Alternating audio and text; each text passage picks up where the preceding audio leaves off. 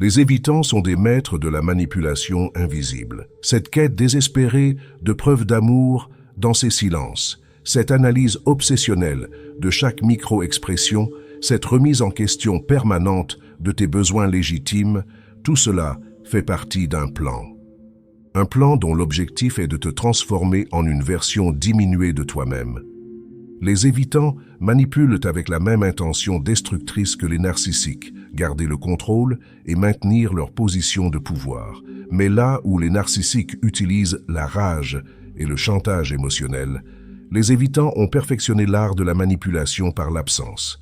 Ils détruisent parce qu'ils refusent de donner plutôt que parce qu'ils infligent directement. Cette stratégie est d'une efficacité redoutable car elle est pratiquement indétectable. Il existe 5 façons spécifiques dont les évitants orchestrent cette manipulation psychologique. 5 techniques qui opèrent comme des virus mentaux, s'installant dans ton subconscient pour restructurer ta perception de l'amour et de tes propres besoins. Ces méthodes transforment progressivement une femme confiante en une version anxieuse d'elle-même, constamment en quête de validation auprès de celui qui la détruit à petit feu. La première de ces manipulations s'active dès les premiers jours. La dernière peut empoisonner ta vie des années après la rupture. Ensemble, elles forment un système de contrôle psychologique si sophistiqué que même les thérapeutes ont parfois du mal à l'identifier. Un système conçu pour que jamais tu ne remettes en question celui qui l'orchestre. Arrête de dramatiser. Ces 3 mots résonnent encore dans ta tête des heures après qu'il les ait prononcés, n'est-ce pas? Cette phrase et toutes ses variantes toxiques forment l'épine dorsale de sa stratégie de destruction. L'invalidation émotionnelle systématique. Mais contrairement à ce que tu pourrais croire, ce comportement ne relève ni de la maladresse masculine, ni d'un manque d'empathie naturelle. L'évitant sait exactement ce qu'il fait quand il minimise tes émotions. Chaque « tu es trop sensible », chaque « ce n'est pas si grave », chaque regard condescendant quand tu exprimes une préoccupation légitime, tout cela participe d'une architecture manipulatoire sophistiquée. Il s'agit de te faire perdre confiance en ton propre système de navigation émotionnelle. Imagine ton cerveau comme un GPS interne qui t'aide à identifier les situations dangereuses ou problématiques. L'invalidation émotionnelle, c'est comme si quelqu'un reprogrammait constamment ton GPS pour te faire douter de ses indications. Non, ce chemin n'est pas dangereux, tu te trompes. Cette direction est parfaitement sûre, arrête de t'inquiéter. Au bout de quelques mois de ce traitement, tu ne sais plus faire confiance à tes propres signaux d'alarme. La perversité de cette technique réside dans son caractère auto-amplificateur. Plus tu doutes de tes émotions, plus tu deviens effectivement instable émotionnellement. Cette instabilité croissante, l'évitant, l'utilise ensuite comme preuve que tu es bien trop émotionnel. Il crée le problème qu'il invoque ensuite pour justifier son comportement distant. D'un point de vue neurologique, l'impact est dévastateur. Ton cortex préfrontal, la partie consciente et rationnelle de ton cerveau, commence à censurer tes émotions avant même qu'elles n'atteignent ta conscience. Tu développes progressivement ce que les psychologues appellent l'alexithymie acquise, l'incapacité à identifier, comprendre et exprimer tes propres sentiments. Cette censure émotionnelle ne se limite pas à votre relation. Elle se propage insidieusement dans tous les domaines de ta vie. Au travail, tu n'oses plus exprimer ton désaccord dans les réunions. Avec tes amis, tu minimises systématiquement tes problèmes. En famille, tu évites les sujets qui pourraient susciter des émotions trop intenses. Tu deviens une version édulcorée de toi-même, une femme qui s'excuse d'exister émotionnellement. L'objectif final de l'évitant est simple, obtenir une partenaire émotionnellement désarmée, incapable de contester ses comportements problématiques, convaincue que ses propres souffrances ne sont que des drames sans importance. Une femme qui intériorise l'idée que ses besoins affectifs sont un fardeau pour autrui et qui apprend à les taire pour maintenir la paix. Le silence peut tuer, non pas métaphoriquement, mais littéralement, au niveau de tes circuits neuronaux primitifs. Quand l'évitant déploie son arme favorite, le silence punitif, il active dans ton cerveau les mêmes alarmes de survie que celles de nos ancêtres face à l'exclusion du groupe tribal. Cette technique manipulatoire exploite une vulnérabilité évolutionnaire profondément ancrée en toi. Contrairement au silence contemplatif de l'introverti ou au moment de retrait naturel que tout être humain peut éprouver, le silence punitif de l'évitant suit un pattern précis et calculé. Il se déclenche systématiquement en réponse à tes tentatives d'expression de besoin, de questionnement de son comportement ou de demande de clarification sur votre relation. Tu lui exprimes ta frustration face à son manque de communication? Il disparaît pendant 3 jours. Tu oses mentionner que tu aimerais définir votre relation? Silence radio complet. Tu questionnes ses priorités quand il annule encore un rendez-vous. Il te traite comme si tu étais devenu invisible. Ce n'est pas de la bouderie d'adolescent, c'est du conditionnement comportemental de niveau professionnel. L'impact physiologique de cette technique est immédiat et brutal. Dès que son silence s'installe, ton taux de cortisol grimpe en flèche.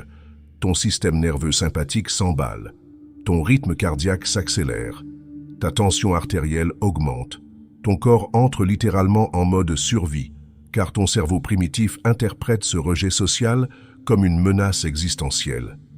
Cette réaction n'est pas de la dépendance affective comme il pourrait te le faire croire, c'est une réponse neurobiologique normale à une agression psychologique. Les études en neurosciences montrent que la douleur du rejet social active les mêmes régions cérébrales que la douleur physique.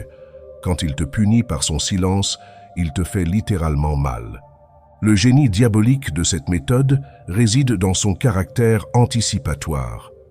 Après quelques cycles de silence punitif, ton cerveau apprend à prédire quel comportement déclenche sa disparition. Tu commences alors à auto-censurer tes besoins, à formuler tes demandes avec des précautions infinies, à marcher constamment sur des œufs pour éviter de réveiller le monstre silencieux. Cette anticipation transforme progressivement ta personnalité. Tu deviens hyper vigilante à ces signaux d'humeur, constamment en train de jauger son niveau de disponibilité émotionnelle avant d'oser exprimer quoi que ce soit.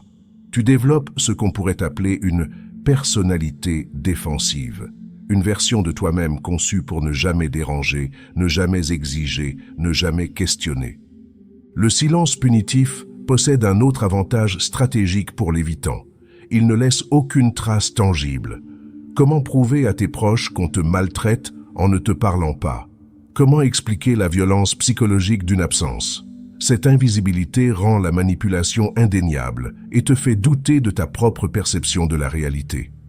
Sarah pensait être paranoïaque, jusqu'au jour où elle a découvert que Marc entretenait effectivement une relation ambiguë avec cette collègue de travail qu'il mentionnait si souvent dans leurs conversations.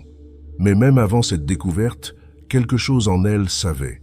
Cette tension permanente dans le ventre, cette hypervigilance relationnelle, cette sensation d'être constamment en compétition, tout cela était le résultat de la troisième arme favorite des évitants.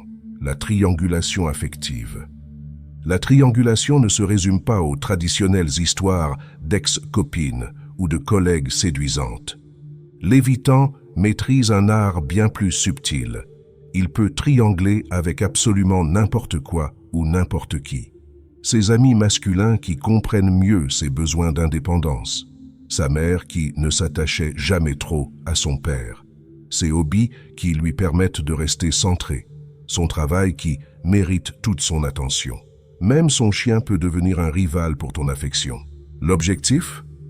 Créer artificiellement une hiérarchie relationnelle où tu n'occupes jamais vraiment la première place. Te maintenir dans un état de compétition permanente pour ces miettes d'attention. T'obliger à prouver constamment ta valeur plutôt que de simplement l'incarner naturellement. Observe ces techniques avec l'œil clinique d'un comportementaliste. Il mentionne innocemment les compliments qu'il reçoit d'autres femmes, toujours au moment où tu commences à te sentir en sécurité dans la relation.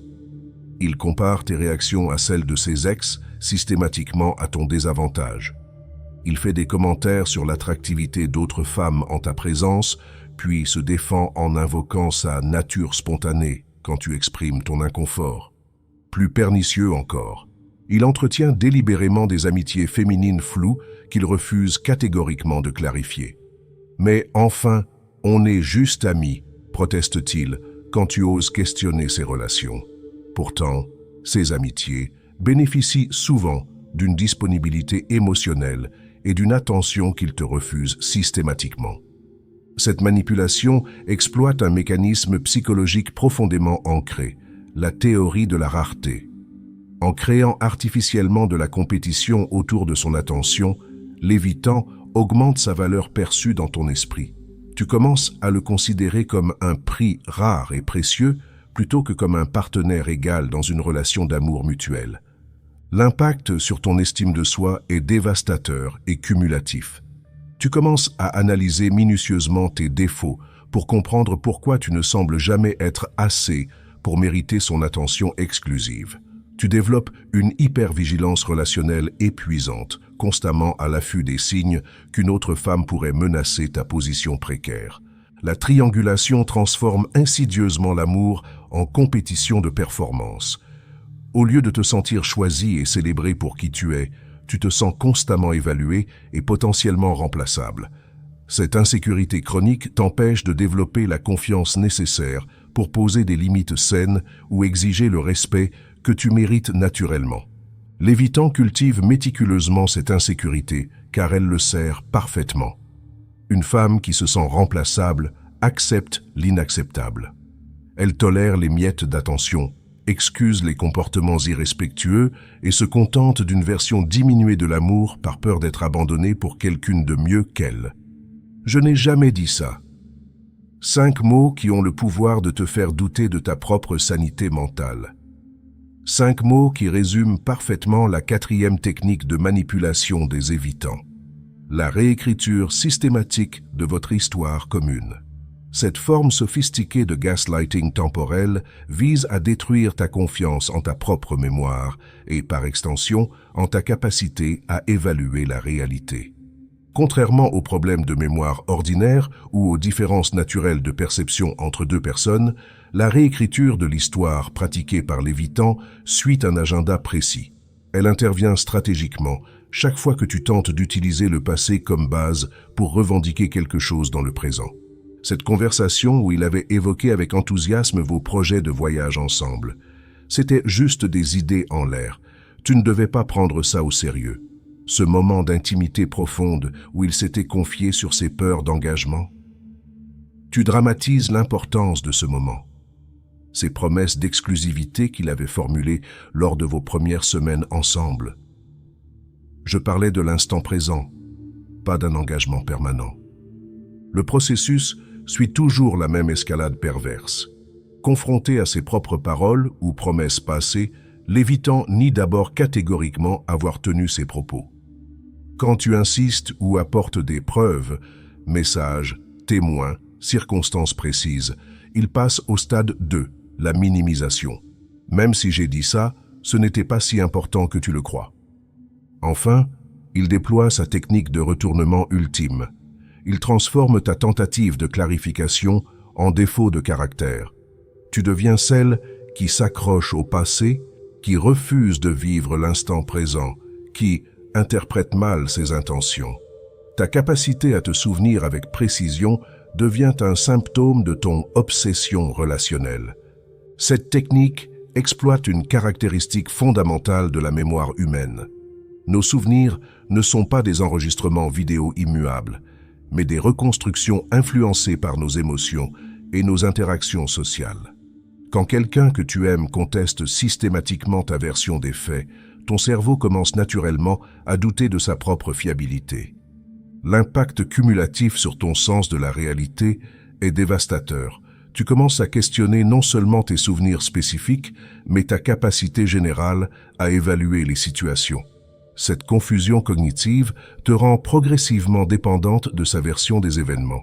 Si tu ne peux plus faire confiance à ta propre mémoire, comment contester sa réalité alternative? La réécriture de l'histoire sert également un objectif stratégique crucial, effacer progressivement toutes les preuves de son engagement passé. Dans sa version révisée des événements, il n'a jamais vraiment promis quoi que ce soit de concret. donc il ne peut être tenu responsable d'aucune déception ou frustration de ta part. Cette manipulation transforme ta mémoire en champ de bataille permanent. Chaque souvenir précieux devient sujet à caution. Chaque moment d'intimité partagé peut être nié ou minimisé selon ses besoins du moment. Tu finis par vivre dans un présent perpétuel, coupé de ton passé relationnel, incapable de construire une vision cohérente de votre parcours commun. Tu es trop possessive. Il faut que tu travailles sur ton détachement. L'amour véritable, c'est sans condition ni attente. Ces phrases te sont familières. Bienvenue dans l'univers du chantage à l'indépendance. La 5e est peut-être la plus pernicieuse des manipulations évitantes. Cette technique utilise tes propres valeurs progressistes comme arme contre toi, transformant tes aspirations légitimes à l'autonomie en prison psychologique. L'évitant contemporain a parfaitement intégré le vocabulaire de la psychologie populaire et du développement personnel. Il parle couramment de croissance personnelle, d'espace vital, de limites saines, d'amour inconditionnel. Ces concepts, légitimes en eux-mêmes, deviennent entre ses mains des instruments de manipulation d'une efficacité redoutable. Le piège est psychologiquement parfait, car il exploite tes propres idéaux contre toi. Tu aspires légitimement à être cette femme moderne, indépendante, épanouie, qui ne dépend de personne pour son bonheur. Tu ne veux surtout pas être perçue comme possessive, toxique ou émotionnellement immature. L'évitant utilise ses aspirations authentiques pour te culpabiliser chaque fois que tu oses exprimer des besoins relationnels parfaitement normaux. Quand tu exprimes le désir de passer plus de temps ensemble, il invoque son besoin d'espace pour grandir spirituellement. Quand tu demandes plus de clarté sur votre avenir commun, il philosophe sur l'importance de vivre l'instant présent et de ne pas s'enfermer dans des étiquettes limitantes. Quand tu souffres de son détachement émotionnel, il te rappelle avec condescendance l'importance d'être complète par toi-même. Chaque fois que tu ressens de la tristesse face à son comportement distant, il te renvoie à ton travail personnel sur le détachement. Chaque frustration légitime face à son manque d'engagement devient une occasion de questionner ta maturité émotionnelle. Tu finis par intérioriser profondément l'idée toxique que tes besoins affectifs sont des signes de faiblesse ou d'évolution spirituelle insuffisante. Cette manipulation transforme progressivement l'amour en performance de détachement.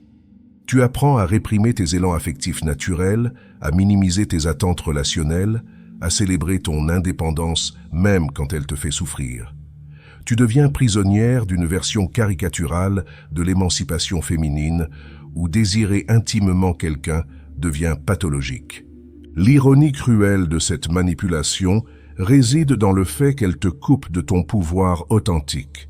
Une vraie femme indépendante pose des limites claires, exprime ses besoins sans honte et refuse catégoriquement les relations qui ne la nourrissent pas. En te faisant croire que l'indépendance consiste à accepter les miettes relationnelles, l'évitant te maintient dans une forme sophistiquée de dépendance déguisée. Le chantage à l'indépendance vole ta capacité naturelle à revendiquer l'amour que tu mérites. Il transforme tes besoins humains fondamentaux en défaut de caractère et ton désir légitime d'intimité en pathologie relationnelle. Tu finis par remercier sincèrement ton manipulateur de t'enseigner à être libre alors qu'il t'enchaîne subtilement à ses conditions narcissiques. Aucune de ces 5 techniques ne fonctionne en isolation. Bien au contraire, l'évitant manipulateur ne sélectionne pas au hasard une méthode selon son humeur matinale ou les circonstances du moment. Ces manipulations forment un écosystème interconnecté, une architecture psychologique sophistiquée où chaque technique renforce, amplifie et potentialise les effets destructeurs des autres. Prenons un exemple concret pour illustrer cette synergie diabolique. Tu exprimes une frustration légitime face à son manque de communication, besoin humain normal. D'abord, il invalide cette émotion. Tu dramatises « on s'est parlé hier », invalidation émotionnelle. Ensuite, il déploie le silence punitif pendant 2 jours pour te punir de cette demande. À son retour, il mentionne innocemment qu'une collègue comprend mieux son besoin d'espace. triangulation. Si tu réagis, il n'ira avoir jamais promis plus de communication, réécriture de l'histoire. Enfin, il te sermonne sur ton attachement toxique et ton besoin de grandir spirituellement, chantage à l'indépendance. Cette orchestration manipulatoire explique pourquoi tu te sens si perdu, si désemparé face à son comportement. Ton cerveau rationnel tente désespérément de résoudre un puzzle dont les pièces ont été délibérément mélangées. Chaque fois que tu crois comprendre ce qui se passe, une nouvelle manipulation vient brouiller tes certitudes naissantes. C'est exactement l'effet recherché, te maintenir dans un état de confusion cognitive permanente qui t'empêche d'analyser clairement la situation. L'évitant comprend instinctivement qu'un manipulateur efficace reste invisible. Un homme qui crie, menace physiquement ou insulte ouvertement se démasque rapidement et s'expose aux conséquences sociales de ses actes. Mais celui qui utilise habilement tes propres valeurs, tes propres doutes, tes propres aspirations contre toi, celui-là peut opérer pendant des années sans jamais être identifié comme un manipulateur par ton entourage ou même par toi-même. Cette approche systémique de la manipulation crée ce que les spécialistes appellent le trauma complexe. Contrairement au traumatisme ponctuel, accident, agression, deuil, le trauma complexe résulte d'une exposition prolongée à des stress relationnels subtils mais constants.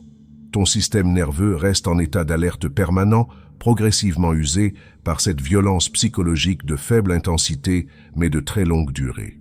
L'impact neurologique est profond et potentiellement durable. Ton cerveau adaptatif, conçu pour optimiser tes chances de survie, commence graduellement à considérer cette réalité manipulatoire comme normale et acceptable. Il recalibre automatiquement tes attentes relationnelles vers le bas, reprogramme tes seuils de tolérance à la souffrance émotionnelle et modifie fondamentalement ta perception de ce que tu mérites dans une relation amoureuse. Cette normalisation progressive de la normale explique précisément pourquoi il devient si difficile de sortir de l'emprise d'un évitant manipulateur. Ce n'est absolument pas un manque de force de caractère, d'intelligence ou de lucidité de ta part. C'est la conséquence naturelle et prévisible d'un conditionnement psychologique sophistiqué qui a littéralement altéré ton fonctionnement neurologique au niveau le plus basique. Comprendre cette architecture manipulatoire n'est pas qu'intellectuellement éclairant, c'est thérapeutiquement libérateur. Quand tu réalises enfin que tes réactions excessives, tes doutes permanents, ton anxiété relationnelle chronique ne sont pas des défauts intrinsèques de ta personnalité, mais les symptômes parfaitement normaux d'une manipulation systémique, tu reprends immédiatement le pouvoir sur ton récit personnel et ta guérison future. Parfois, c'est un détail insignifiant qui fait tout basculer. Un lapsus révélateur, une photo sur son téléphone qu'il pensait avoir effacée, une contradiction flagrante entre deux versions qu'il a données du même événement. Parfois, c'est simplement ton éveil progressif à la réalité de ce que tu vis, cette accumulation de petites incohérences qui finit par former un tableau d'ensemble insoutenable.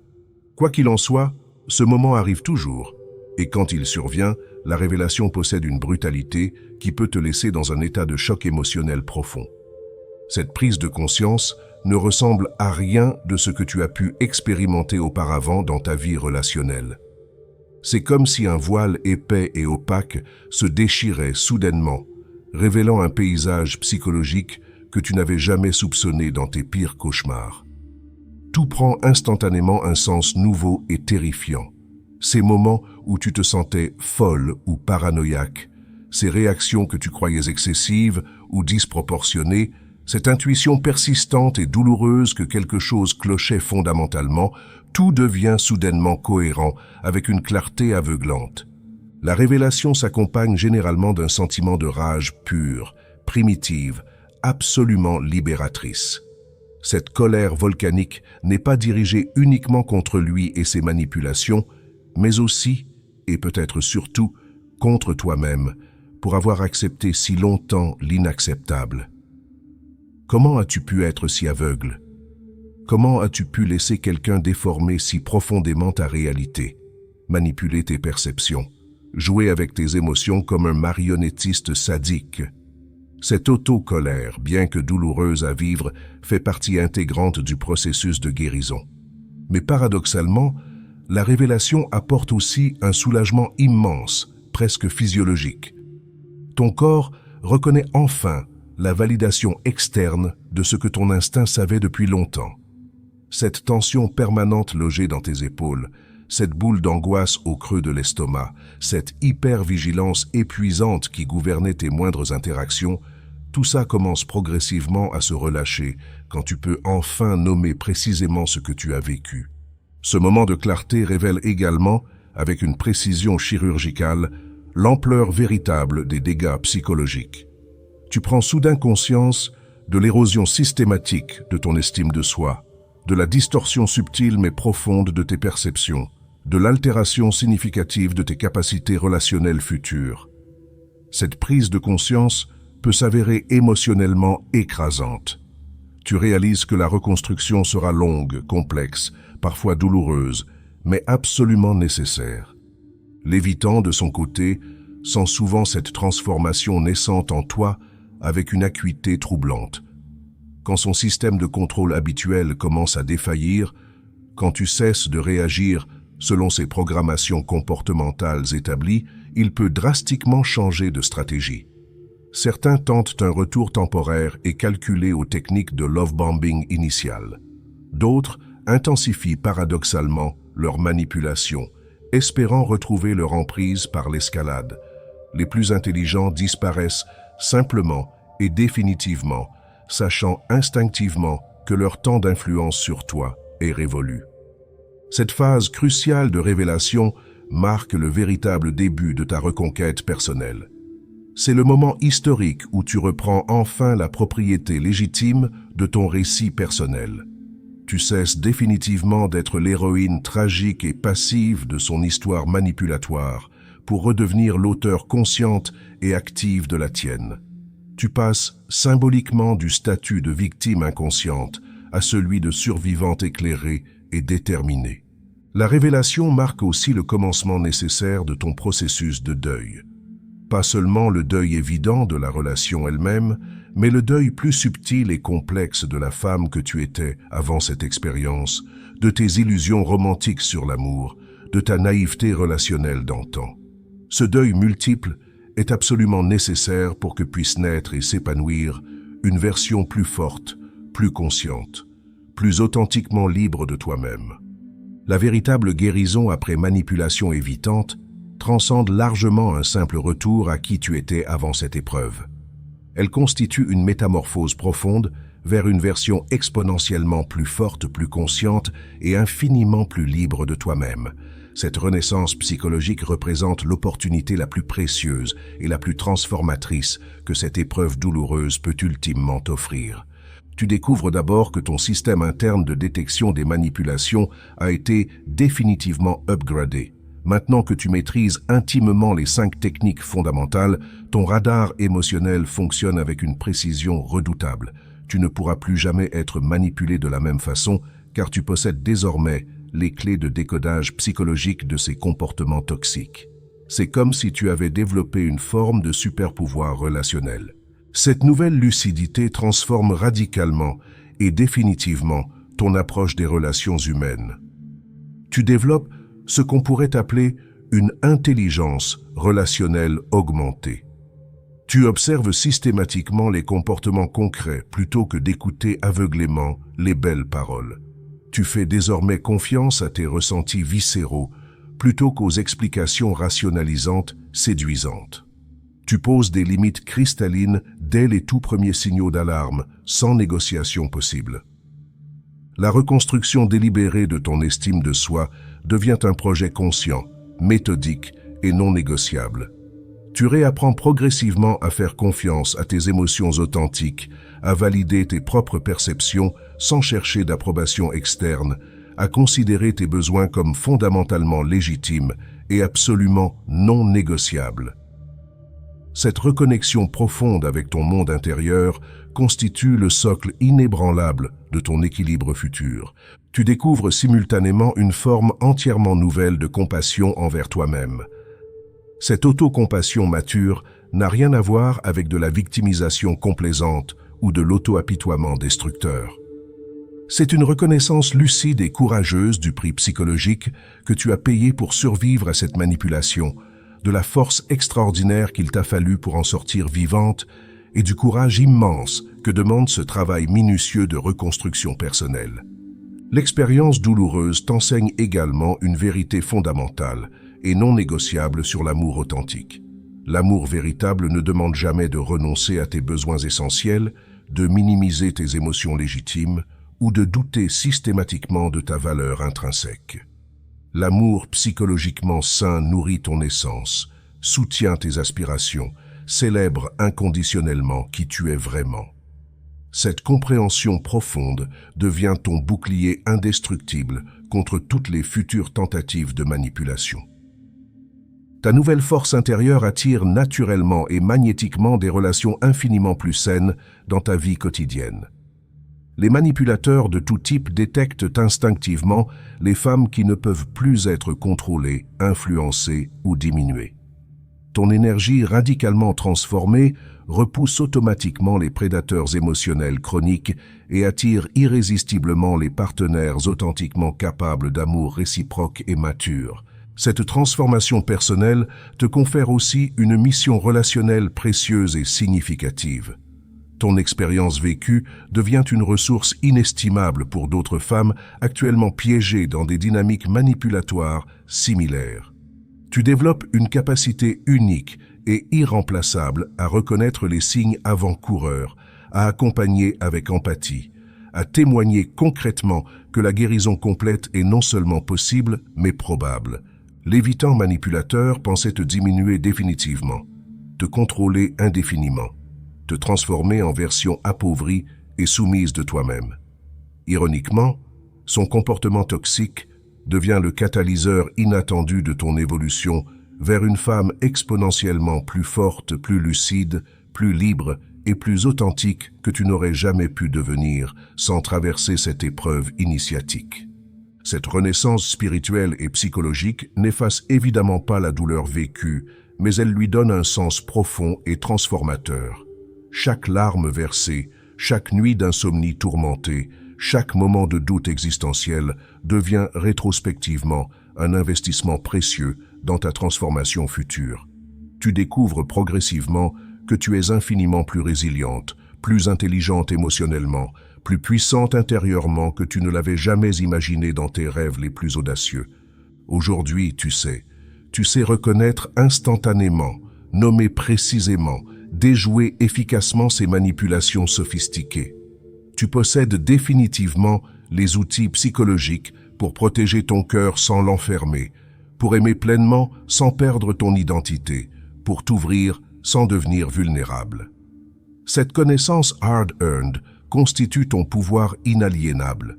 Cette conscience douloureusement acquise représente ta liberté définitive.